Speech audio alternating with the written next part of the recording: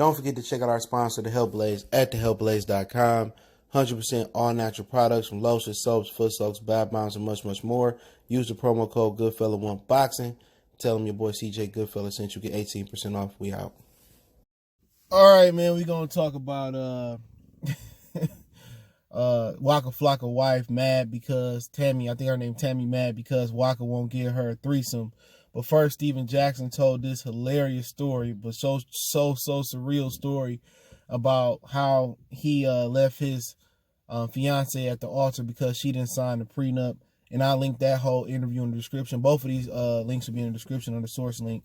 So check them out. Hit that subscribe button, bell icon button, share the video. It's about Steven Jackson video, about 34, 35 minutes long. But it's definitely worth it. So, let's talk about him first. Hit that subscribe button, bell icon button, share the video. And he basically said that he was with a woman, in San Antonio when they won the championship, and San Antonio didn't sign him back because they said the woman that he was with was a bad influence over the other wives on the team. So, at the end of the day, that should have been strike one. And he kind of looked at it as, what y'all worried about, my girlfriend, what about my play? And basically the girl was toxic to the organization through the Wives Club, right?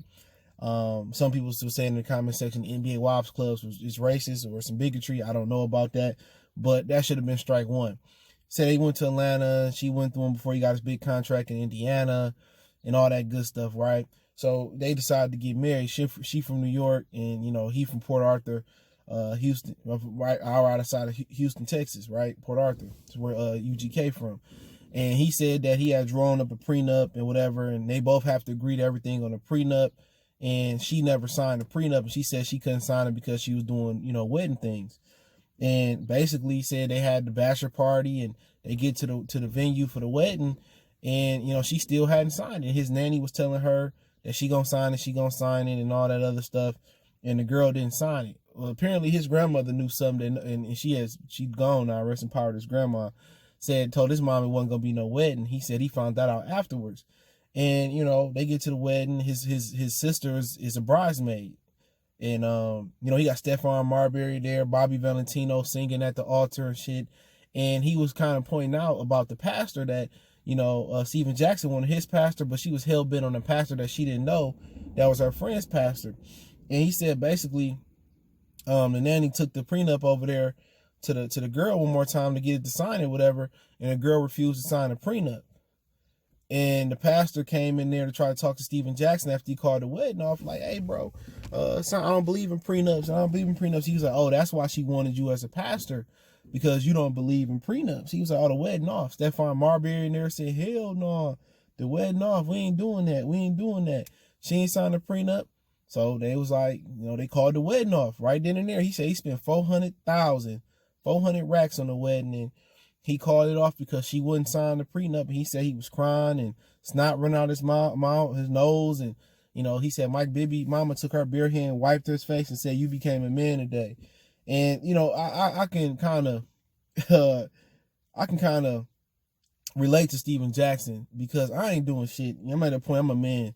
I ain't doing shit that I don't want to do. If I don't feel it's right, I ain't gonna let nobody pressure me into doing nothing. And I always been like that, bro. People say, oh, this ain't nothing gonna happen, and we go around here, do this, that. Nah, if I don't want to do it, I don't want to do it. If I make a decision to do something that's wrong, that means I thought about it. And, for the most part, there are always exceptions to the rules. But I thought about it, I ain't doing it. And Steven Jackson, I'd rather waste 400,000 than millions, down the road. And, basically, she tried to cry and come back and sign a prenup, but they call it emotional distress, and they could have threw that out. And he said he called it off. They had a kid together and everything. He spent 400 racks. Mike Bibby was there. A lot of different celebrities. He said there was there Bun B, and he said they called the whole wedding off. They planned this wedding, and she didn't sign a prenup. She never signed it through the whole wedding process. Said she was gonna sign it. Found a pastor that she didn't even know to try to convince Steven Jackson to sign it, and he ain't. He threw it out. And most women be like, oh, what's a prenup? Why not just marry us with our prenup? No, I got something to lose. You know what I'm saying? Same reason why Oprah Winfrey ain't got married yet. You know what I'm saying? Because she got billions to lose. She keeps stepping in her she shed or her guest house, whatever the hell it's called. They don't say nothing about that. But when when a dude go out there and he take half of a woman's stuff, oh, he weak, he this, he that. Why he need our money? No, that shit work both ways. I thought wedding was supposed to be an equal partnership. He did the right thing. For sure, he did the right thing. He protected himself, and people, women probably gonna come out. Why not, son? Why? You know, at the end of the day, if you ain't cheat on me and you got my kids, whatever, I'm gonna make sure you straight regardless. You know what I'm saying? I'd put a will in there if I die, or I'll make sure you good. But at the end of the day, she still had child support to lean on. And if the marriage didn't work off the strength, and he was doing, you know, the wrong, whatever, and you wanted to separate, real motherfucker gonna make sure you straight anyway when he in the wrong. So, you know, he said he truly loved that woman, man, and, you know, to find that out, man, it broke his heart. And when your heart is truly broken as a man, it's hard to mend the heart and not to go out there and treat and dog every woman. And like he said, label on every woman. He probably went crazy on a few girls after all that. He probably was just hitting them and smashing them and keep it moving. You put all your all in the relationship and you get a shiesty woman, but that's the part of having money what it attract. Or shit, sometimes it attract that with dudes that fake like they got money and women think they got money. It attract those type of snakes and those type of women in your life. You know? At the end of the day, you an NBA player, you know, you get you a bad chick come with a lot of bad habits. A lot of bad quality. That's what people don't understand. It look nice on your arm, but when you behind, it's like a Charger. You know what I'm saying? It look nice on the outside. You know what I'm saying? It's a dope car, but on the inside, the suspension suck. It ain't gonna maintain for many years. You know, the frame is rocky. The suspension is not a good car. It look good, but it's not a well-built car. It's not built to last. It's not durable. Bad bitch look good, but she not built to last. She not durable. She can't do the things at home, cook, clean. She not gonna raise your kids right. And you reproduce with a woman like that, right?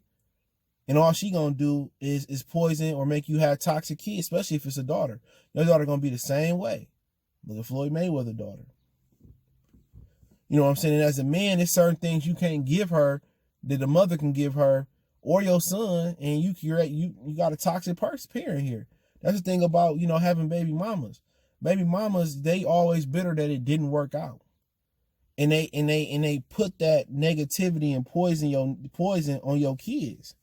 So that's what you got to look at for. But he said, you know, basically that, you know, that he did a birthday party and flew them all out, and that, you know, she went down to child support and filed for child support at his home address saying she lit her, but she didn't even lit her. So she was a gold digger. He said Stephon Marbury went to the DJ booth when he said they end up using the venue and still partying. He said he played gold digger because it was people still walking into the wedding.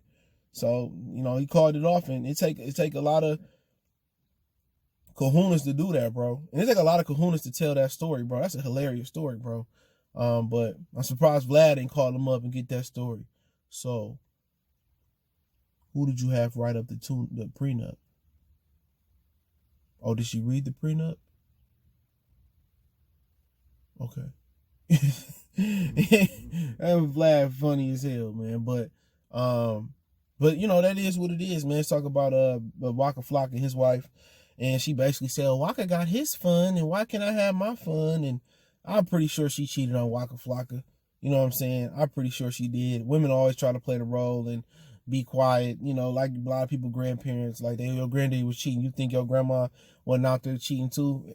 The hell she was. You know she was. So she trying to play the role and shit of that. We know you cheated. We know you got some dude in Atlanta or some dude you was messing with Waka Flocka on the road. So women try to play so innocent. He doing so many things in the street, and he in the studio doing tours, smashing groupies.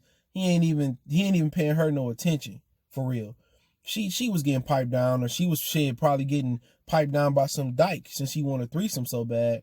And threesomes can mess up marriages too, and mess up relationships too. If you showing the other girl more love, or she get pregnant, something like that, that can mess them up too. So, you know, if they got kids, how look at your mama talking about out there that she want a threesome with your daddy? That just look hood radish, thottish. That just look terrible as hell, in my opinion, bro. That look terrible to have a woman that want to have a threesome that you married to.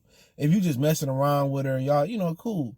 You know what I'm saying? But, you know, somebody said she had PSTD, you know, post-traumatic stress from everything Waka put her through. But don't be fooled. She done had her fun. She done dipped into many, many dude sauces as well, man. And I know that to be a fact. But at the end of the day, she hurt, and she told me, I want to share. Anytime you want to share your husband with somebody, after he cheated, man, that's some crazy shit, man. That's some crazy. She just hurt, bro. She just hurt. But she didn't have her fun too, though, man. But, you know, like I said, I don't understand why music entertainers and actors get married, you know what I'm saying? Because you going through on the road and you know, you gonna find somebody else. You look at Muhammad Ali's story. He was married to everything he talked to. You know what I'm saying? You gonna go on the road to find something better, somebody you connect better with, you know, so you might as well just wait. Rapper career, it ain't even that damn long. You know what I'm saying? A rap career ain't that long. You should have waited like, you know, 4 years and then get married or whatever and lay down. You lay down with another woman. You know, I don't even like the way Fabulous did as far as how all them kids and not marry an old girl.